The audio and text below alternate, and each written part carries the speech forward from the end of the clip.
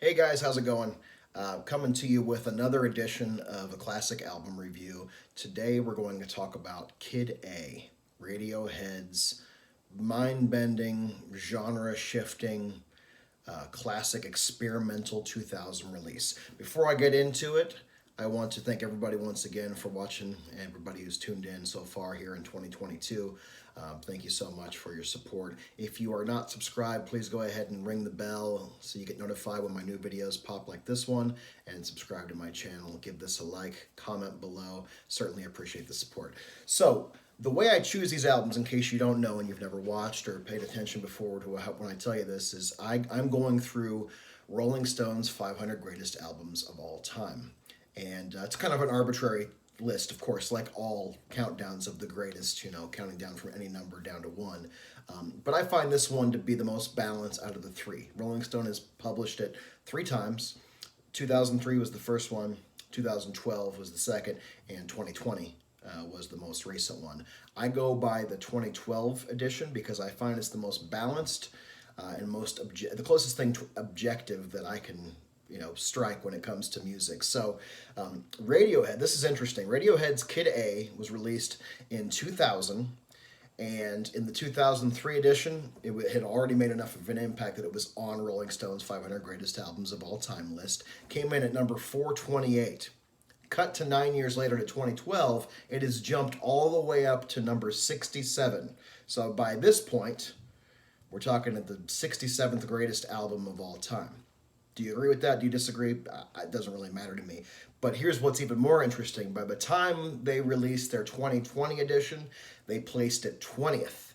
And when I say they, this is as objective as you can be. It's a group of music experts, journalists, musicians themselves, producers, all kinds of stuff, industry people, financial, whatever. So it's as objective as you get is take a bunch of people and have them vote on it. So the impact this album has had in the 21st century is undeniable, growing that much over the last 2 decades, because it kind of is the ultimate, for lack of a better word, because it doesn't quite qualify, but it is ultimately the symbol of what happened with rock music or rock derivatives in the 21st century. Its impact, I think, is appreciated mainly because of how art rock, and then especially electronic music, how much it influenced what came in that genre. You think of Arcade Fire, you think of Phoenix, you think of a lot of these bands, the Killers, that melded a lot of electronic and modern sounds and modern dance music, and certainly hip hop, since it became the dominant genre in this century. You think about a lot of that, and a lot of it stems from Radiohead's massive influence. This was a huge deal when it was released. It came out. Let me double check my date here. It came out on October 2nd in 2000, and this is 3 years, of course, after in my opinion, the magnum opus of the band, OK Computer. So the thing I mainly take issue with the rankings here is that OK Computer is down in the hundred somethings. I'd have to go look it up. While Kid A is now ranked number 20. It was ranked 67 even as of 2012. To me, OK Computer dominates. It's the perfect balance of everything that defines what makes Radiohead who they are. Now, some people hate this band. I mean, they've been called pretentious. They've been called art for art's sake. They've been called drivel and nonsense and amusical and all kinds of things. I disagree with that, but I do think they're a bit overrated, if I'm being honest. Calling them this era's Beatles is perhaps a bit much. I get where it's coming from.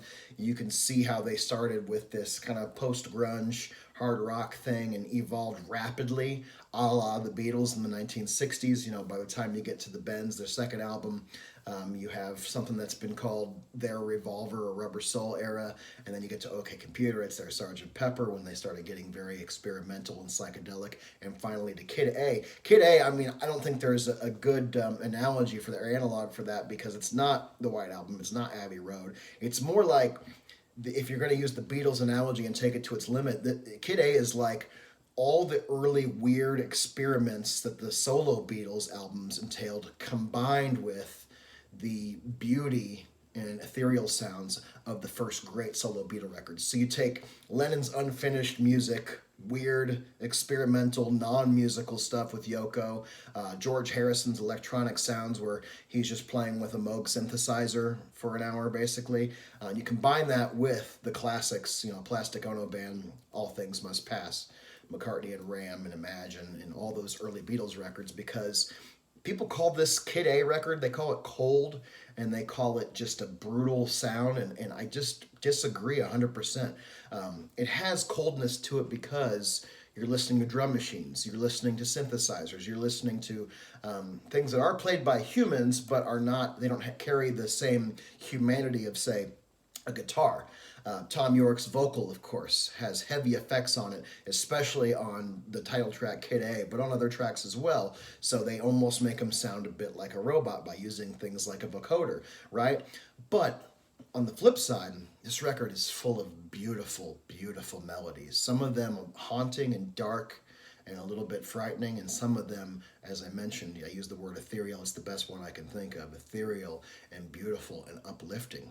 So this isn't all just bleak. We've entered the, because some people, I've read some critical reviews, both contemporary and then in hindsight legacy ones, and they call it symbolic of the 21st century and its bleakness and predicted the post 9/11 world. And I think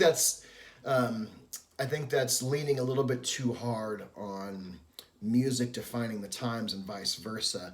And I think what really happened is Tom York got very tired from the heavy touring and the huge success of the bands, and then especially OK Computer, and he was worn out, and he was tired of dealing with journalists, he was tired of dealing with the record industry, and he started composing some things that sound borderline nihilistic, and then the band tempered a lot of that.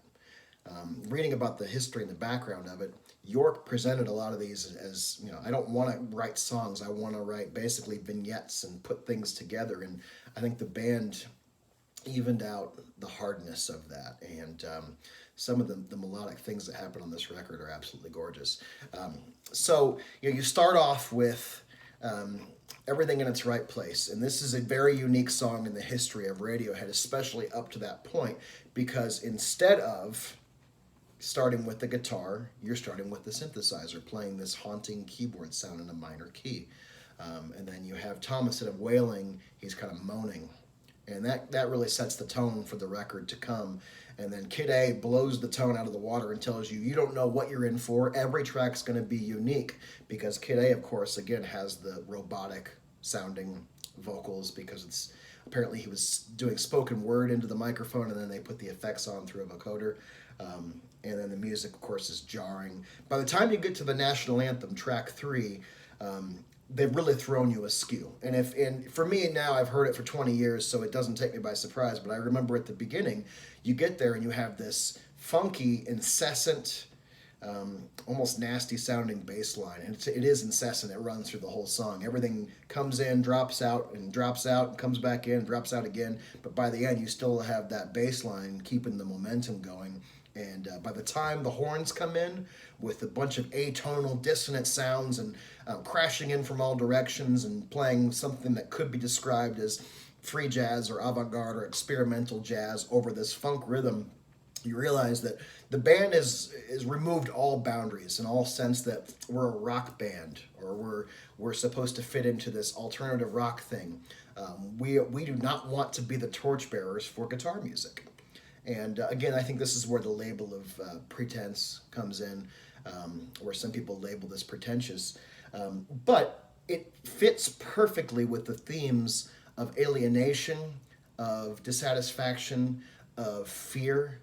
Tom York has said he was borderline in a state of psychosis when he was writing a lot of these, so I think he was being as honest as he could be. Now, is he pretentious? Is the music pretentious? Are the lyrics pretentious? That's for you to judge. I would say it fits what we're going for here. Nothing on here reaches the heights of OK Computer for me, especially Paranoid Android and Karma Police and even like Let Down and Exit Music for a Motion Picture. All these things to me define the peak and the apex of Radiohead. But I love that the band didn't say, well, we're just going to ride on that. They were not content to remake OK Computer, and they took a complete swerve, a complete left turn, and it works. It simply works. And to me, moving on through the track list, "How to Disappear Completely" is the most underrated song on the whole album. I was walking outside in the very cold January air a few days ago, listening to this in headphones, and it's about the perfect landscape to be looking around, hearing these sounds. It's very haunting, it's very sad, but it is beautiful. It is gorgeous. And it extends into Tree Fingers, which is an instrumental. And side one, you have completed it there, and it really does leave you feeling a bit empty. But then, literally, the first song on side two is called Optimistic, and the guitars come in heavier than they have on the record so far. And I don't think that's accidental. I think that is very, very deliberate. And the lyrics reflect it as well. When you get to, try the best you can is good enough. He's saying, it's okay, I'm going to be all right. Whereas the nihilism that he was feeling and that is reflected in some of the other songs might have said, the best you can is never going to be good enough. And we certainly all felt that way. But here he's saying, it's going to be okay. It's going to be all right. Now, you might say by the time we get to Idiotech that it's been erased. But, I think Idiotech is one of the ultimate classic Radiohead songs. The experimental nature of it, how electronic it is, but it still sounds like it has a rock and roll soul, a rock and roll heart to it. And by the way, I skipped over In Limbo. I don't mean to. I think side two just flows so naturally from track to track. It's gorgeous, and In Limbo fits in there perfectly. But Idiotech is one of the greatest songs ever released by any band. And then, of course, Morning Bell and Motion Picture Soundtrack. And those two back to back, there are so many gorgeous sounds in those two songs. The main thing I can say, I could talk about this record for a long time. I could talk about Radiohead's importance and impact for a long time. But, and already at 12 minutes here, main thing I want to say is if you've ever listened to Kid A and if you judged Radiohead because they're so well liked by critics that you think, it's a critics band, it's a pretentious art rock experimental band, not really my speed, just go put in some headphones and give it a try. And allow yourself to be open to the opportunity to experience things from a very different angle. Interestingly, they recorded this concurrently with what they released the following year in 2001 that would become Amnesiac. And you can hear the similarities, and you can tell that it's all during the same time in the band's history. However, the records do have completely different identities, and the songs on Amnesiac, there are some great ones on there. Pyramid Song and You and Whose Army and Knives Out are absolute classic Radiohead tracks, but as a whole, and as the big picture from that scope, can't hold a candle to Kid A, and certainly not OK Computer. So it's interesting, but you see, this was when the band decided who they were going to be. They weren't going to be pigeonholed. They weren't going to be locked in a little box. They weren't going to be told, you're the saviors of rock and roll. They decided to let Coldplay and Modern Era and U2 do that. Nothing against those bands, but they're more traditional and have flowed more with the current of pop music, whereas Radiohead has, ever since this record, said we're going to do whatever we want to do in any given day. Now, I'm a much bigger fan of early era, the bends through Kid A and Amnesiac than I am through the second half, but I'm also more familiar with it, so probably shortchanging them and myself in that. So open-mindedness is very important when it comes to all music, especially when it gets labeled art rock and experimental and avant-garde and electronic rock and all these things. So I say all that to say this. I don't think this is the 67th greatest album ever released. I don't know where I'd rank it, but it wouldn't be in my top 100. OK Computer absolutely would. But I'm also telling you it doesn't matter because it's a great record. So do yourself a favor.